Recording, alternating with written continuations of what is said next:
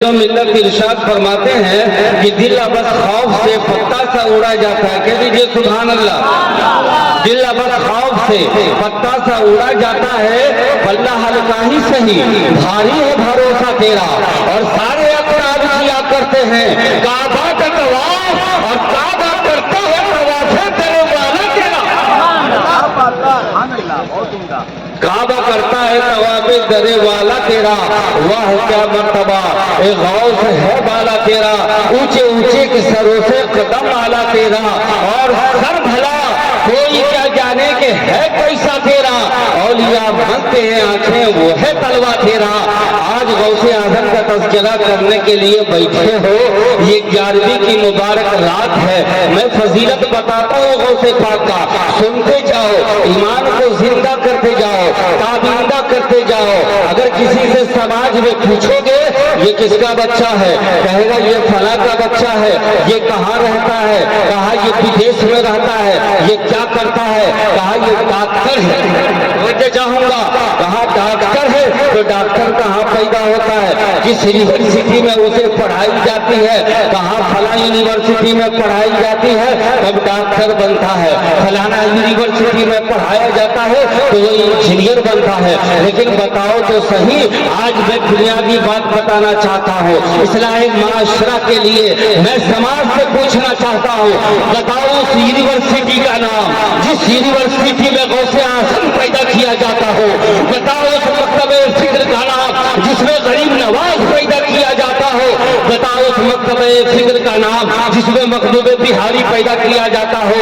بتاؤ اس مدرسے کا نام جہاں سے اللہ کا ولی پیدا کیا جاتا ہو. تمہیں پتا چلے گا جب غور و فکر کرو گے, تاریخ کا مطالعہ کرو گے تو آج یونیورسٹی بنی ہے, آج بڑے بڑے مدارس بنے ہیں. لیکن جانتے ہو مدرسہ سے پہلے ہی غوث اعظم اللہ کے ولی تھے. ماں کے شکم میں اللہ کے ولی تھے. اللہ اللہ وہیں سے قرابت کا ظہور ہو رہا ہے. بچپنے کا عالم ہے. نانا جب دوڑائے ہیں مارنے کے لیے قبرستان سے گزر ہوتا ہے, عرض کرتے ہیں نانا جلال میں ہے, بھاگو یہاں سے مردوں بھاگو. تو قبرستان کے سارے مردے وہ ایسے بھاگنے لگتے ہیں. بتا تو صحیح کون ایسا یونیورسٹی تھا, کون ایسا مکتب فکر تھا جس میں غوث اعظم کو پیدا کیا. تم ڈاکٹر بنانے کے لیے کالج کا انتخاب کرتے ہو, تم انجینئر بنانے کے لیے یونیورسٹی کا انتخاب کرتے ہو. اس غوث اعظم کا قصیدہ پڑھنے کے لیے یہاں بیٹھے ہو. میں مسلمانوں آپ سے پوچھنا چاہتا ہوں, بتاؤ اس یونیورسٹی کا نام, بتاؤ اس مکتب فکر کا نام. جانتے ہو اس مکتب فکر کا نام کیا ہے؟ اس مکتب فکر کا نام ماں کی گود ہے. جب وقت کا ہوا کرتا تھا اور ماں عابدہ ہوا کرتی تھی تو اس کی نسبت سے جو بچہ پیدا ہوتا تھا اسی کا نام غوث اعظم تھا, اسی کا نام غریب نواز ہے, اسی کا نام مخدوم بہاری ہے, اسی کا نام حضرت حافظ ملت ہے, اسی کا نام مجاہد ملت ہے. پتا کیا چلا کہ اگر غوث اعظم جیسا ان کے کردار والا جیسا بچہ چاہیے تو مکتب فکر میں پڑھانے کی ضرورت نہیں. سب سے پہلے ماں کی گود کو سنوار دو, بچہ خود بخود غوث کا غلام پیدا. ضرورت کس بات کی, ہماری مائیں بہنیں بھی سن رہی ہے. یہ سماج, یہ معاشرہ انہی کی کردار پڑتی کا ہوا ہے. آج جو ہم قصیدہ پڑھنے کے لیے بیٹھے غوث اعظم کا غریب نواز کا, میں بتاتا ہوں دنیا انسانیت میں ہماری ماؤں کا بہت اہم رول ہے.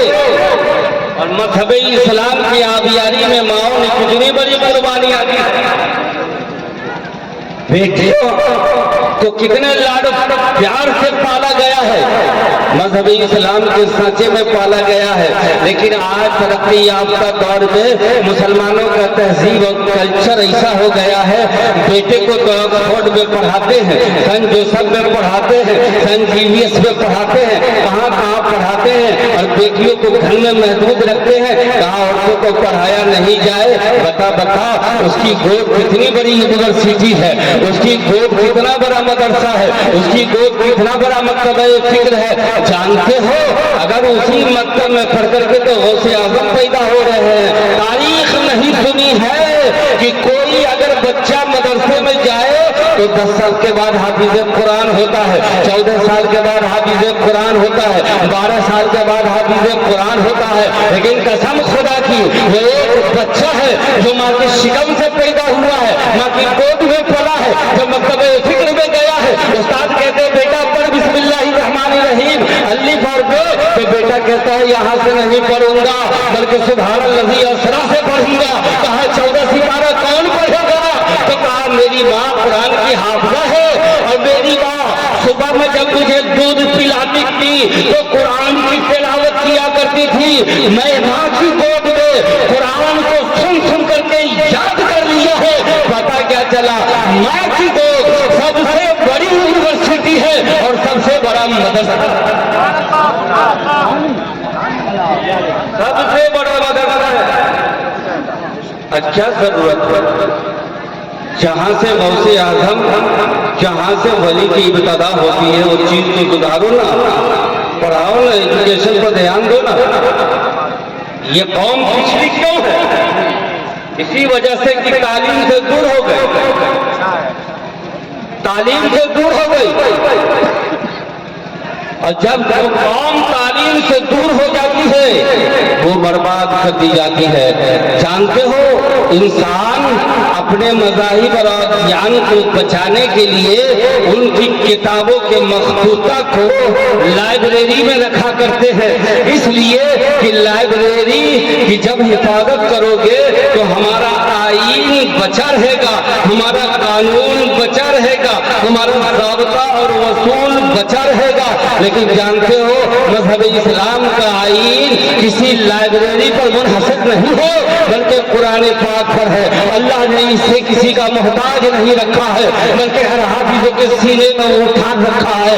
इसीलिए तो कहते हैं कि दुनिया के तुम सारे कुतुब खाने जला डालो, मिटेगा खाक का कुरान। जो है हाफिज़ के सीने में कुतुब खाने जलाने के बाद और दीन और अदियान मिटाए जाते होंगे, लेकिन मजहब इस्लाम एक ऐसा मजहब है जो मुकम्मल कुरान में महफूज है और कुरान को अल्लाह ने हमारे सीने में महफूज रखा। जरूरत किस बात की है?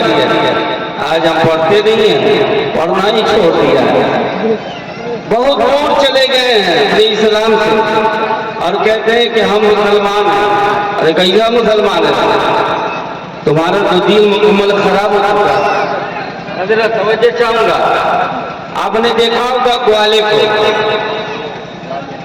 को देखा होगा, खेत पर दूध लेके जाते हैं ना, ग्वाला दूध दूता है और ग्वाले की फितरत होती है कि दूध में पानी मिलाना, लेकिन खेत पर नहीं चलता।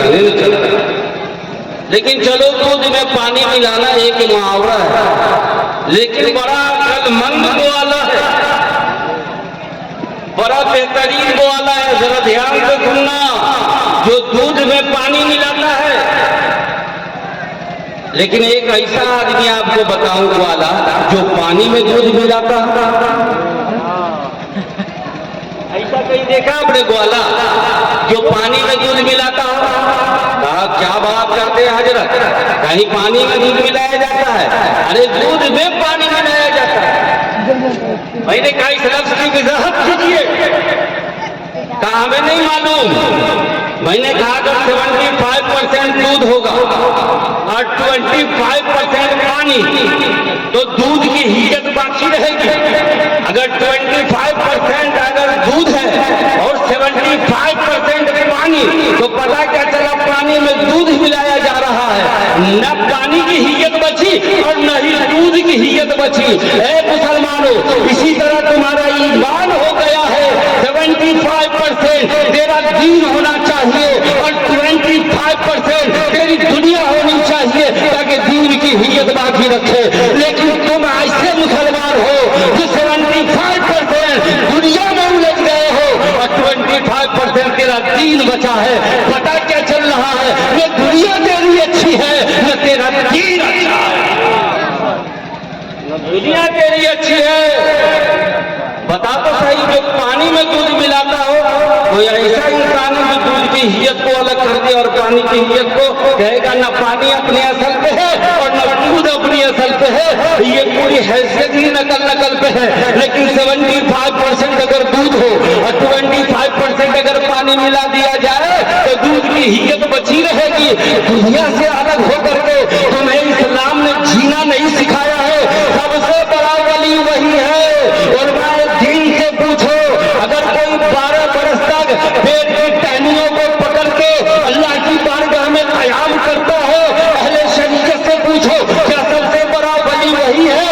اہل شریعت فرماتے ہیں سب سے بڑا ولی وہ نہیں. ایک شخص پہنچا ہے حضرت جنید بغدادی کے پاس، کہا اللہ کے ولی ہے، چاہتا ہوں وہاں مرید ہو جاؤں گا. اور جب گیا ہے 1 دن کا عرصہ گزرا، 2 دن کا وقت گزرا ہے، 3 دن کے بعد بولیا بستر سمیٹ کر چل دیا. کہاں جا رہے ہو؟ کہا حضرت جس ارادے سے آیا تھا وہ ارادہ میرا پورا نہ ہوا. کہا کس ارادے سے آئے تھے؟ کہا مرید ہونے آیا تھا. دیکھو پیر کی کرامت کہ یہ زمین سے ہوا میں مسلح بچھاتے ہیں کہ نہیں، یہ پرندوں کو بلاتے ہیں یا نہیں، کوئی ایسی چیز نہیں دیکھا. اسی لیے میں اپنا بھولیا بستر سمیٹ کر جا رہا ہوں. حضرت جنید بغدادی فرماتے ہیں بتا 3 دن کے عرصے میں کوئی ایسا غیر شرعی کام دیکھا ہو جو میں نے کیا ہو؟ تو کہا حضرت ایسا کچھ نہیں، وقت پر آپ نماز پڑھتے رہے، سب کام کرتے رہے. کہا جو اہل شریعت ہوتا ہے وہی اہل طریقت ہوتا ہے اور وہی اہل معرفت ہوتا ہے. ایک ولی کا ثابت ہونا کرامت سے نہیں ہوتا بلکہ شریعت سے ہوتا. ایک ولی کا ثابت ہونا شریعت سے ہوتا ہے.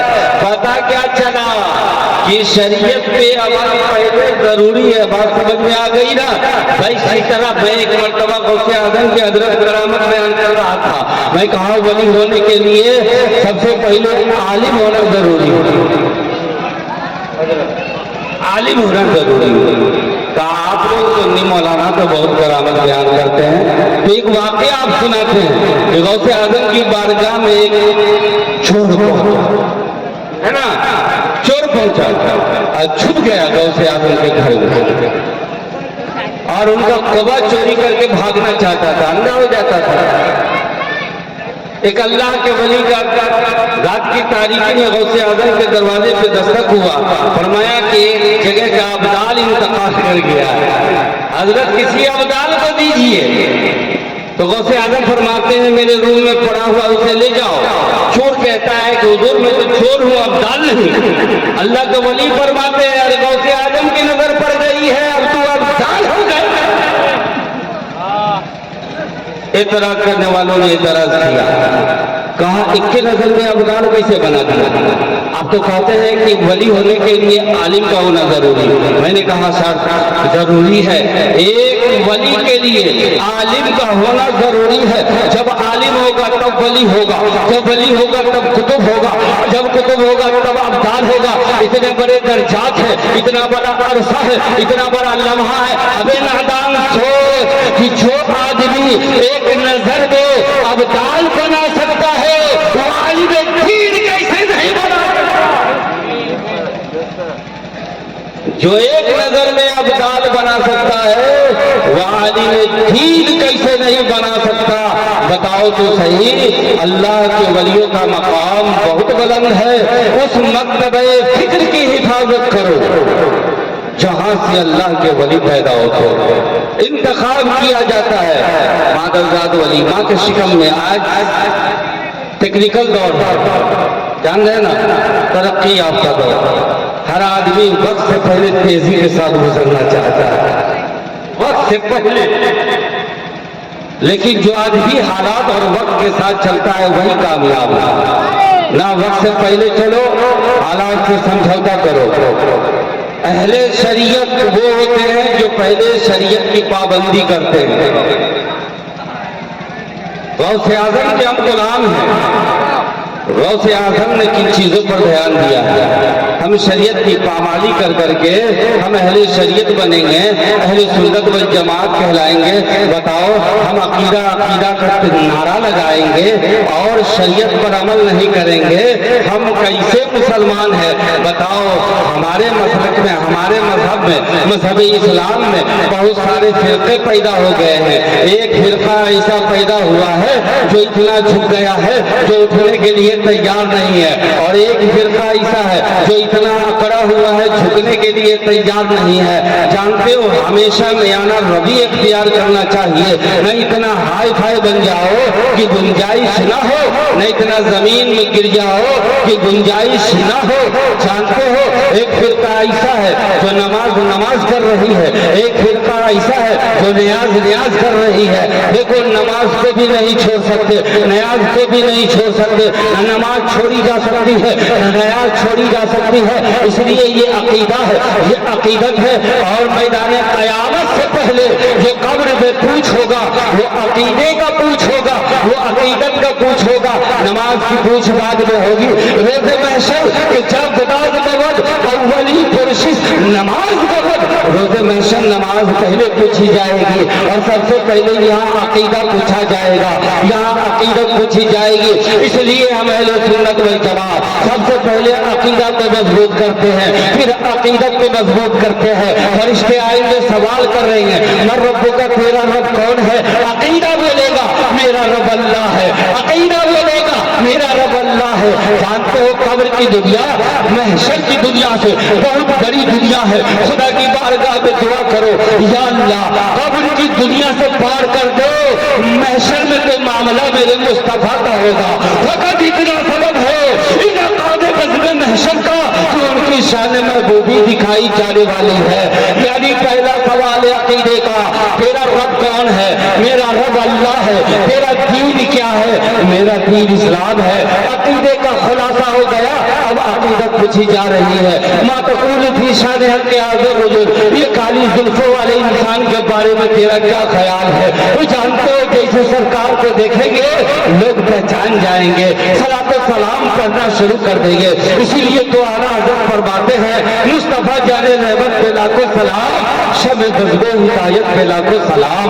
अल्लाह अल्लाह। अब अकीदत का भी सवाल पूरा हो गया। अब बताओ तो सही, कोई और सवाल है? अरे महशर तक पहुंचने के लिए कोई और सवाल है? नहीं ना? कहाँ पड़े हो? ये दो ही सवाल है, एक अकीदा है, एक अकीदत है। अब महशर का सवाल बताओ, रोज़े महशर के जागुदाज वली पुरशिश के नमाज की माफी नहीं है। रोज़े महशर से पहले नमाज के बारे में पूछा जाएगा। हम कैसे गुलाम हैं जो रात भर जलसा करें और रात भर गौसे आज़म का नारा लगाए और सुबह नमाज पढ़ने से कतराए और बजाय नमाज पढ़े सो जाए। गौसे आज़म फरमाते हैं, जिसने जानबूझकर कसदन नमाज छोड़ा समझो कि वो मुर्तद हो गया। अब बताओ तो सही, अपने दीन से फिर गया। अब गौसे आज़म के हम गुलाम हैं और गौसे आज़म के कौल पे अमल नहीं करते, गौसे आज़म के फेल पे अमल नहीं करते। जानते हो, अल्लाह ने वलियों के मकाम को बहुत बुलंद किया है। अल्लाह अल्लाह, नबी का आना बंद हो गया और नबियों के बाद अल्लाह ने वलियों का इंतखाब किया है। और जानते हो, लोगत में लफ्ज़ विलायत बहुत अफजल है, लोगत में लफ्ज़ विलायत बहुत अफजल है। एक जुमला कह के जा रहा हूँ, अगर कोई विलायत से नफरत करता है तो वो कभी भी मुसलमान नहीं हो सकता, वो कभी भी मुसलमान नहीं हो सकता। अब बोलो कोई से विलायत नबूवत से, विलायत नबूवत से अफजल है। कोई अगर विलायत का इनकार करता है तो समझो कि वो नबूवत का इनकार करता है। बात अभी समझाई देता हूँ, वली नबी से अफजल नहीं, वली नबी से अफजल नहीं, नबी वली से।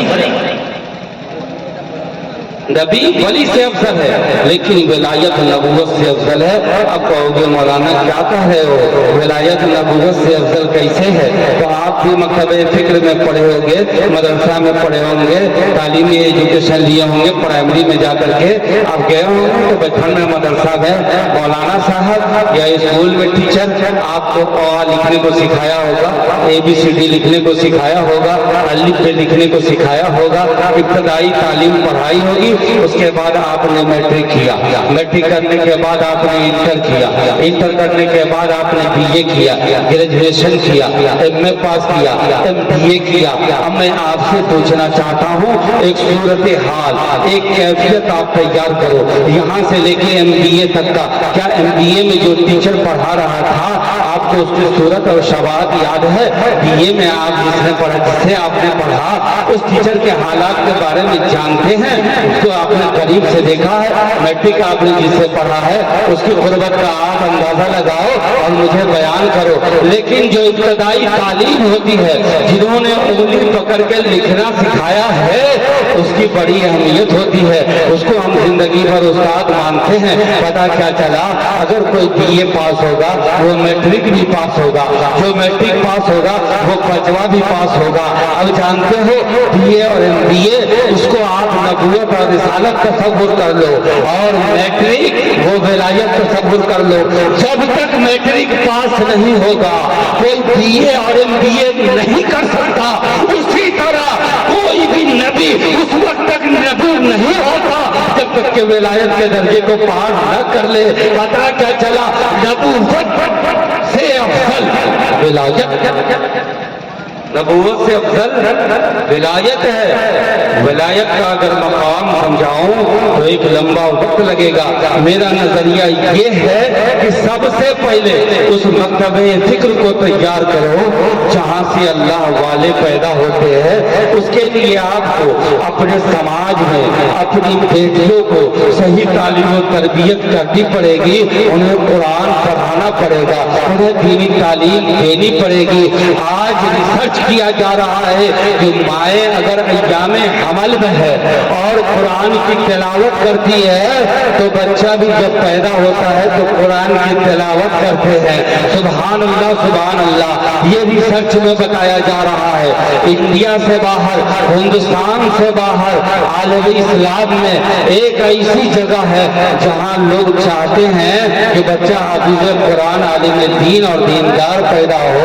तो जानते हो माओ को कुरान की तालीम देते हैं, तरबियत देते हैं। तरक्की याफ्ता दौर में अगर लोगों को डॉक्टर इंजीनियर बनाना हो, जब उसकी माँ अय्याम हमल में होती है तो आज की तारीख बताती है तो उस माँ को किसी मकतबे फिक्र से राबता करा दिया जाता है जो उन्हें अच्छी तालीम दे। मतलब क्या, वो तो पढ़ी लिखी जरूर है लेकिन पढ़ने लिखने का सिलसिला छूट गया है। वो मैथ अब नहीं बनाती है, वो बायो अब नहीं पढ़ती है, वो तमाम चीजों को छोड़ दिया है। रिसर्च करने वालों ने कहा इन माओं को उठा के लाओ जो अय्यामे हमल में है और इस वक्त में वो तमाम चीजें जो पढ़ कर के छोड़ दी है उसका प्रैक्टिस करे। और इस दौरान में जब उनकी प्रैक्टिस जारी रहेगी तो इसका सेहत, बच्चे की सेहत पर इसका असर पड़ता है। अगर माए मैथ बनाती है बच्चा इंजीनियर पैदा होगा, अगर माए बायो पढ़ती है बच्चा डॉक्टर पैदा होगा। ये आज का रिसर्च बता रहा है। बताओ तो सही, पिछली तारीख नहीं पढ़ी, महाभारत आपने नहीं पढ़ा, अर्जुन अपनी अहलिया को जब उनके शिकब पे अभिमन्यु पल रहा था तो जानते हो चक्रव्यूह तोड़ने का और घुसने का एक इल्म होता है, जिस इल्म के बारे में अर्जुन अपने मोहतरमा को समझा रहे थे। वो जाकर सुन रही थी कि चक्रव्यूह में कैसे घुसा जाता है, लेकिन सुनते सुनते उनकी बेगम सो जाती है। तो जानते हो बच्चा सिर्फ चक्रव्यूह में घुसना ही जानता है। जब महाभारत का मामला होता है तो अपने चचाओं से कहते हैं मुझे आता है चक्रव्यूह में कैसे घुसा जाता है लेकिन निकलने का तरीका मालूम नहीं है। जब पता किया वो कैसे नहीं मालूम तो कहा माँ मेरी सुन रही थी, मैं माँ के शिकम में सुन रहा था, सिर्फ घुसने का तरीका طریقہ معلوم ہے، نکلنے کا طریقہ معلوم نہیں ہے۔ پتہ کیا چلا، اگر مائیں قرآن جب پڑھا کرتی ہے تو ان کے اولادیں ان کے شکم میں قرآن سنا کرتی ہے۔ اسی لیے کہا کرتا ہوں، اے ماؤ سب سے زیادہ تم قرآن کی تلاوت کرو تاکہ تیرا بچہ غوث اعظم کے کردار پہ پیدا ہو، غریب نواز کے کردار پہ پیدا ہو۔ ہم یہ جانتے ہیں اس زمانے میں اب کوئی غوث پیدا نہیں ہو سکتا، کوئی غریب نواز پیدا نہیں ہو سکتا، کوئی حسین بن علی پیدا نہیں ہو سکتا، لیکن اپنی کردار اگر کنیز فاطمہ جیسی بنا لو گی تو یقیناً تیرا بیٹا بھی غلام حسین پیدا ہوگا، غلام علی اکبر پیدا ہوگا، غلام غوث و خواجہ پیدا ہوگا۔ درود پاک پڑھے، اللہم صلی علی سیدنا شفیعنا نبینا مولانا محمد بارک وسلم، صلو علیہ وسلم وسلام علیکہ یا رسول اللہ۔ ہماری مائیں بھی سن رہی ہیں گھروں سے۔ ابھی میں نے ایک اشعار پڑھا، اللہ نے عورتوں کا مقام کتنا بلند کیا ہے، ذرا کہہ دو سبحان اللہ۔ سبحان اللہ۔ آج کی سرکار گورنمنٹ عورتوں کو 50% ریزرویشن دیتی ہے۔ کتنی؟ مذہب اسلام نے 100% نہیں 200% ریزرویشن دیا،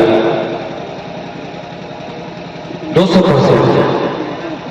وضاحت کرتا ہوں، بات سمجھ میں آ جائے گی عورتوں کا مقام۔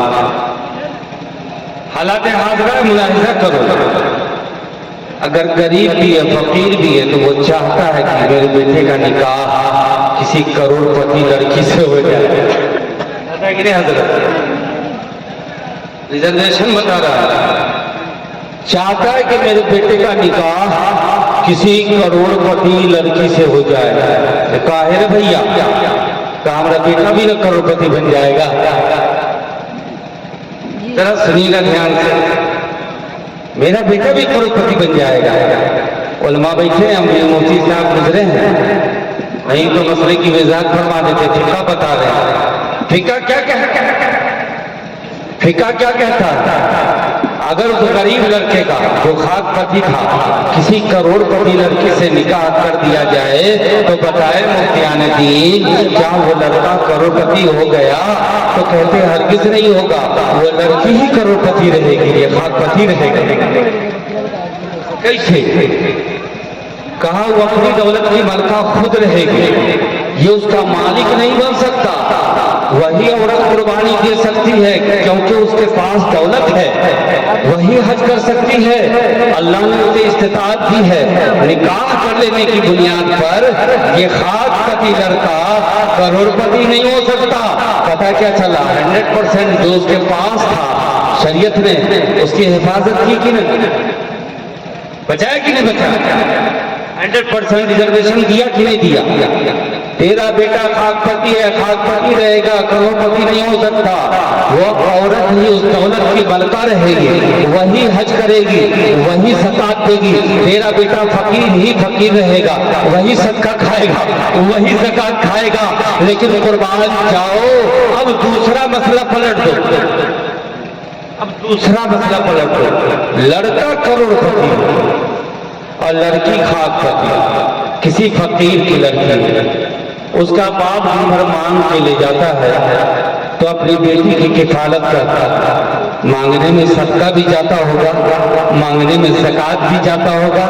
اب وہ لڑکی صدقہ بھی کھاتی ہے، وہ لڑکی زکات بھی کھاتی ہے، لیکن اس کے بعد کسی کروڑ پتی سے نکاح ہو گیا، کہہ دو سبحان اللہ۔ کسی کروڑ پتی سے نکاح ہو گیا۔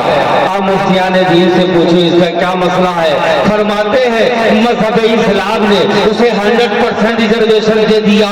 جیسے ہی اس کے نکاح میں وہ گئی، اب یہ لڑکی بھی کروڑ پتی ہو گئی، جتنی ملکیت کا وہ مالک ہے اتنی ملکیت کا یہ ملکہ ہے۔ اگر 2 بلڈنگ کا وہ مالک ہے 2 بلڈنگ کی یہ بھی ملکہ ہے۔ اگر وہ حج کرے گا اس پر بھی حج فرض ہے، اگر وہ قربانی کرے گا اس پر بھی قربانی فرض ہے۔ بتاؤ تو صحیح، مذہب اسلام نے عورتوں کے مقام کو کتنا بنا۔ ان اللہ لا یغیر ما بقوم حتی یغیروا ما بانفسہم. خدا نے آج تک اس قوم کی حالت نہیں بدلی جسے خود فکر نہ ہو اپنی حالت کے بدلنے کا. اپنی بچیوں کو پڑھاؤ, قرآن کی تعلیم دو. ڈاکٹر انجینئر بنانے کے لیے بچیوں کو میتھ اور بایو پڑھاتے ہیں ایام حمل میں, اور میری بیٹیاں ایام حمل میں ٹی وی دیکھتی ہے, فلم دیکھتی ہے, سیریل دیکھتی ہے, تو بچہ پیدا ہوگا تو کیسا پیدا ہوگا؟ آپ نے دیکھا ہوگا مسجد کے دروازے پر بڑی بھیڑ لگی رہتی ہے مغرب کے وقت, ہاں ٹھکانے کے لیے. ہم بھی نکل لیتے مسجد سے. ایک شخص کے بچہ کو لے کر کھڑا تھا, میں نے پوچھا کیا ہوا؟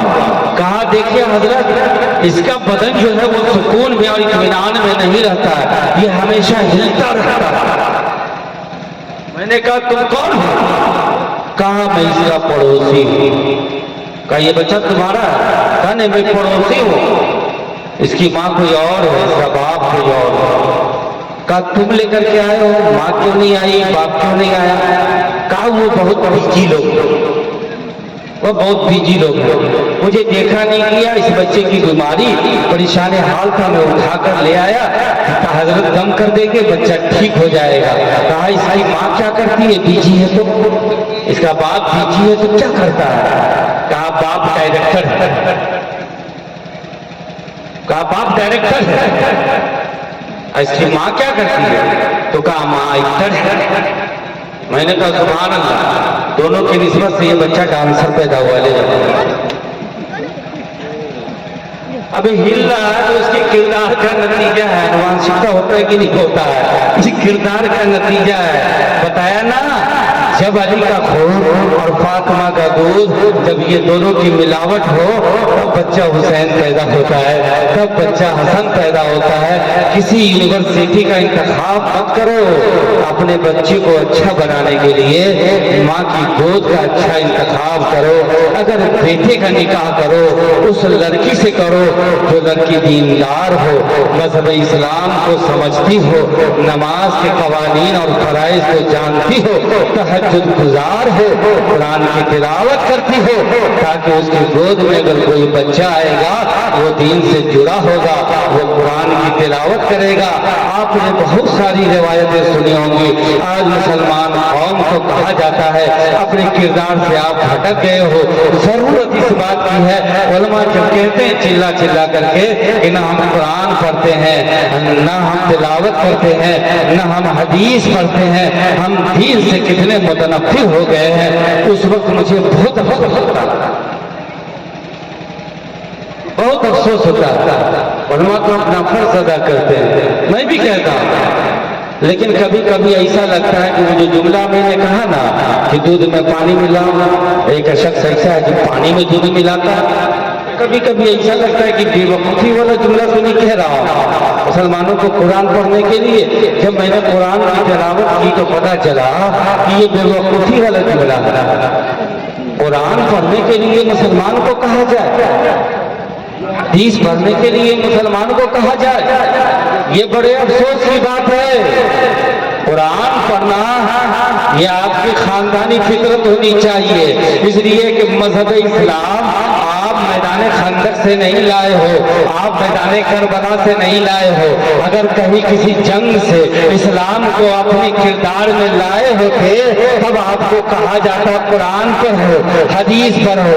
آپ کو قرآن ملا ہے ماں کی گود سے, آپ کو قرآن ملا ہے ماں کی گود سے, آپ کو تلاوت ملی ہے ماں کی گود سے, آپ کو اسلام ملا ہے ماں کی گود سے. آپ بتاؤ تو صحیح, جو چیزیں اسلام, جو چیزیں میراث میں ملا کرتی ہے اسے کمائی نہیں جاتی ہے, اسے بچائی جاتی ہے. اگزامپل کے طور پر میں آپ کو سمجھانا چاہتا ہوں, آپ کے باپ نے میراث کی شکل میں ایک کٹھا زمین, چاہے 1 بیگھا زمین چھوڑ دیا ہو, 1 تلہ مکان یا 2 تلہ مکان چھوڑ دیا ہو. آپ بتاؤ تو صحیح, اگر آپ سے کہا جائے آپ وہی 1 بیگھا زمین کماؤ جو آپ کے باپ نے چھوڑا ہے وہی ایک تلہ مکان پر اکتفا کرو جو آپ کے باپ نے چھوڑا ہے. کہا یہ کمانے کی ضرورت نہیں ہے, میرے باپ داداؤں نے مجھے وراثت میں عطا کی ہے, اسے سلامت رکھنے کی ضرورت ہے, اسے بچانے کی ضرورت ہے. ارے کمانا ہے تو اور کماؤ, اس کے علاوہ کماؤ. اگر باپ دادا نے 2 تلہ زمین 2 تلہ مکان دیا ہے تو کما کر کے 3 تلہ بڑھاؤ. اگر باپ داداؤں نے 1 بیگھا زمین دیا ہے تو کمانا 2 بیگھا ہوتا ہے, اسے کمانا کہتے ہیں. اگر 1 ہی بیگھا پر کوئی بیٹا اکتفا کرتا ہے وہ کمانا نہیں ہوتا ہے, وہ بچانا ہوتا ہے.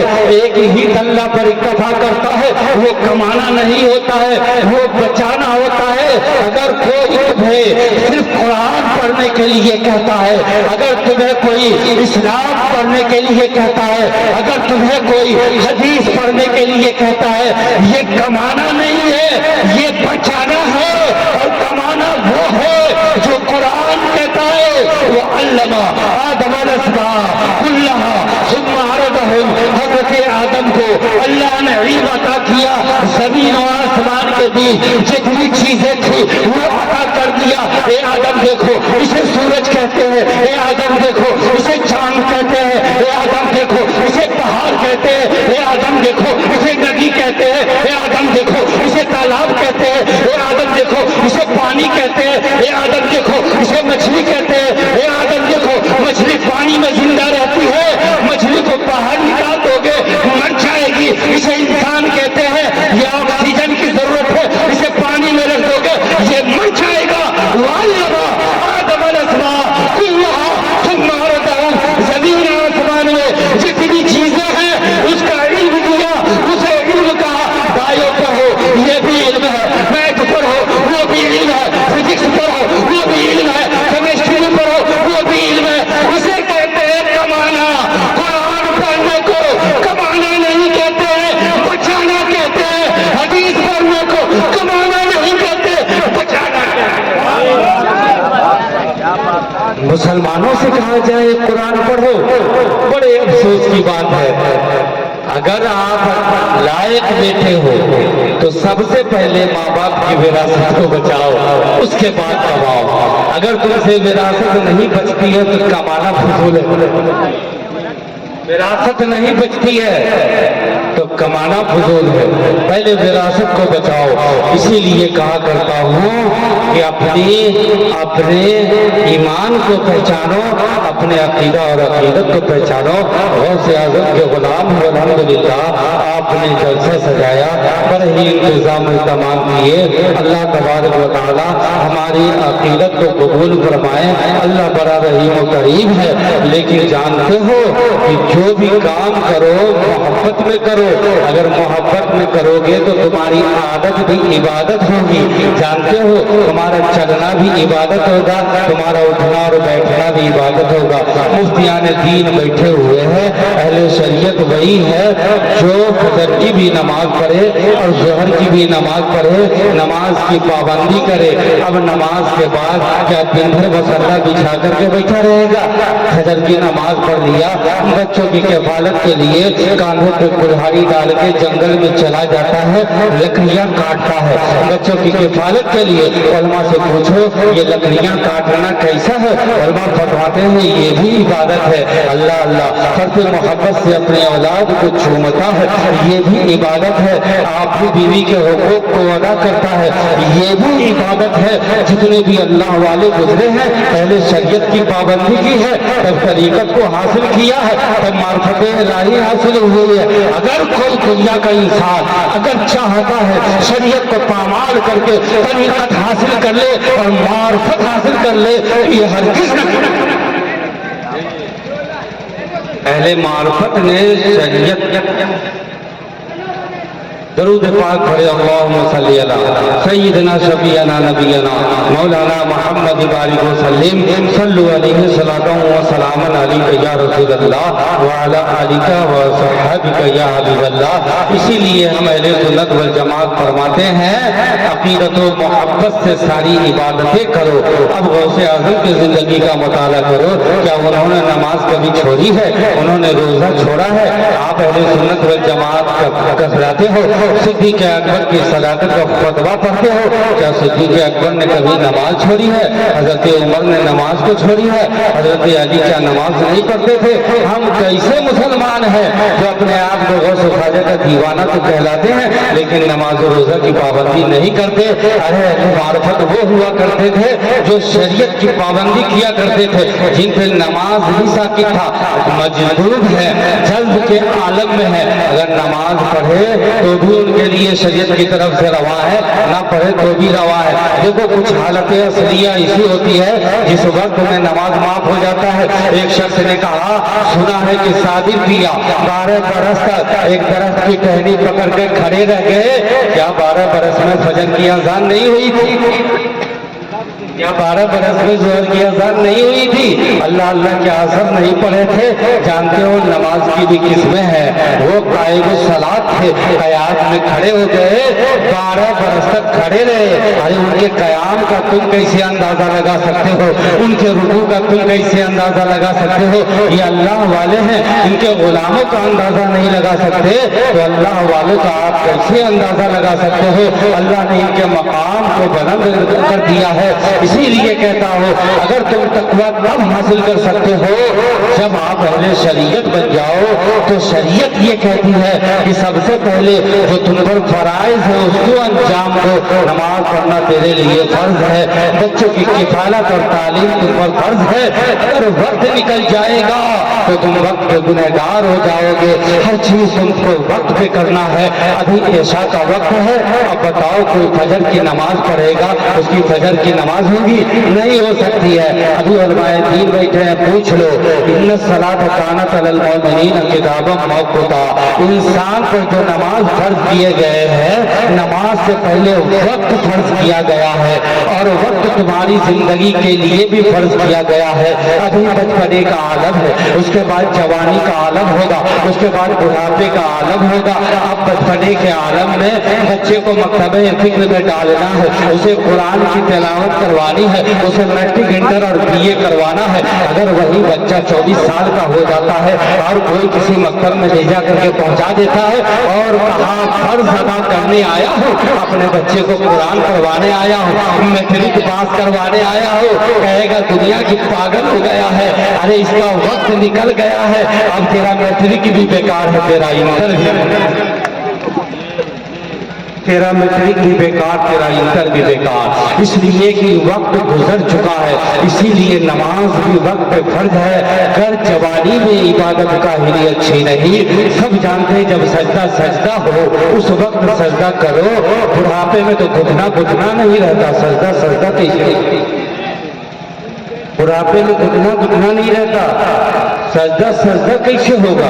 ذرا سوچو تو صحیح۔ وقت پر سب چیز اچھی ہوتی ہے اور کہاوت بھی ہے وقت پر شہنائیاں بجتی ہے تو اچھی لگتی ہے۔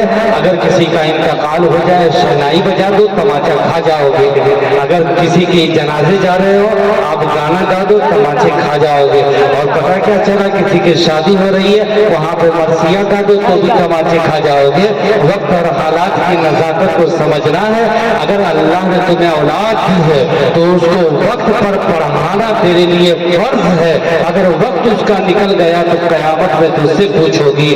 اگر اللہ نے بیٹیاں دی ہے، اگر وہ جوان ہو جائے تو وقت پر نکاح کر دینا، یہ بھی تم پر فرض ہے۔ اگر بیٹے تیرے جوان ہو جائے وقت پر نکاح کر دینا، یہ بھی تم پر فرض ہے۔ 18 سال کی عمر میں اگر بیٹیوں کا نکاح کرنا فرض ہے، اور بتاؤ کسی کی بیٹی کی عمر 40 سال ہو گئی ہے، اس کے بعد وہ کنیا دان کرنے کے لیے نکلا ہے تو سماج کا ہر ویکتی کہے گا یہ پاگل ہو گیا ہے، یہ کہیں عمر ہے، یہ کوئی وقت ہے اس کے بیاہ کا؟ پتہ کیا چلا عبادت پہ بھی اللہ عبادت بعد میں فرض کیا ہے، پہلے وقت فرض کیا ہے۔ اسی لیے وقت کی اہمیت سمجھو، جو انسان وقت کے ساتھ چلتا ہے وہی کامیاب ہوتا ہے، جو حالات کے ساتھ چلتا ہے وہی کامیاب ہوتا ہے۔ اسی لیے وقت جس بات کی اجازت دیتی ہے آپ وہی کام کرو، یہاں بھی کامیاب رہو گے، وہاں بھی کامیاب رہو گے۔ یہ قصہ لطیف ابھی نہ تمام تھا، جو کچھ بیان ہوا وہ آغاز سے بات تھا۔ السلام علیکم ورحمۃ اللہ۔